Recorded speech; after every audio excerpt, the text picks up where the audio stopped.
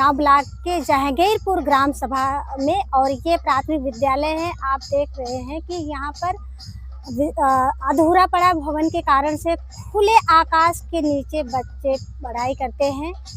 तो आइए जानते हैं अभिभावक और अध्यापक से किस तरह की शिकायतें की हैं, और ये अभी तक विद्यालय न बनने का क्या रीजन रहा है। शिकायत तो कई बार की है कि यहाँ पे जो व्यवस्थाएं कम है, इस बच्चे ज़्यादा हैं, क्लासें ज़्यादा हैं और क्लास के हिसाब से स्कूल यहाँ मतलब कमरे कम हैं।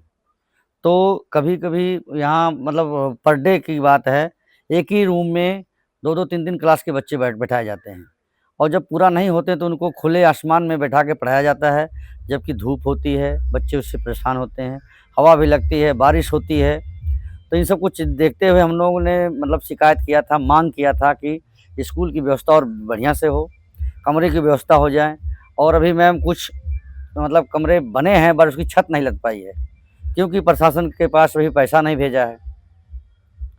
तो हमारे मास्टर सब प्रिंसिपल जो हैं, उन्होंने भी कई बार मतलब मांग किया पैसों की, पैसा आ जाए तो छत लग जाए, तो कमरे जो है तैयार हो जाएंगे, बच्चे एडजस्ट हो जाएंगे, बट अभी तक नहीं हो पाया।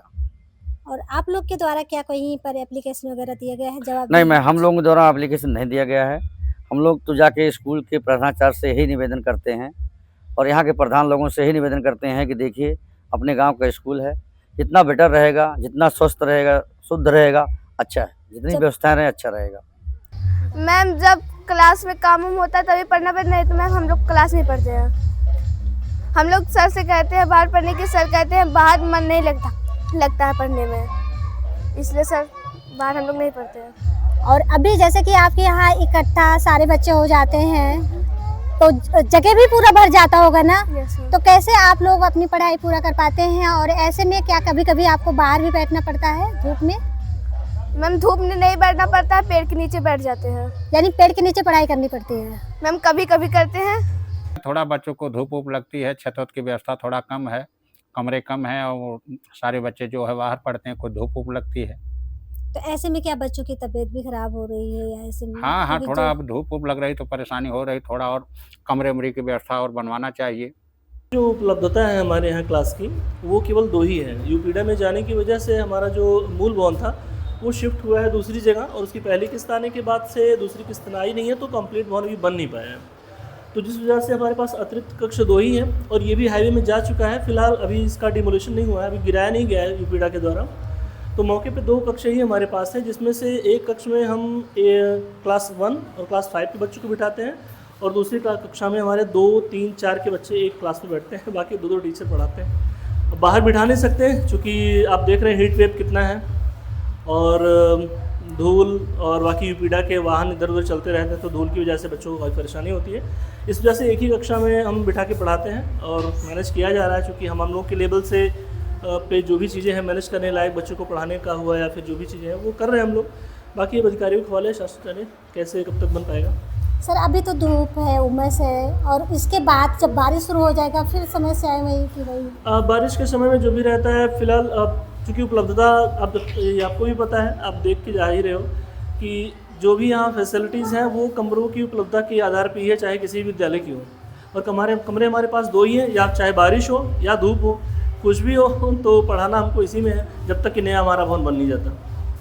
तो ऐसे तो गार्जियन से या बच्चों से शिकायत वगैरह कुछ? शिकायत का स्तर एक्चुअल में क्या है कि जो भी यहाँ के गार्जियन है वो चूँकि इसी गांव के हैं, वो जान रहे हैं, गांव में ही विद्यालय, वो देख रहे हैं कि विद्यालय बना नहीं है, तो जाहिर सी बात है वो विद्यालय में बच्चों को भेजने थोड़ा कतराते हैं, बहाने बनाते हैं। और उसमें से कुछ है जो कह देते हैं कि आपके यहाँ तो भवन ही नहीं है, बिठाएंगे कहाँ।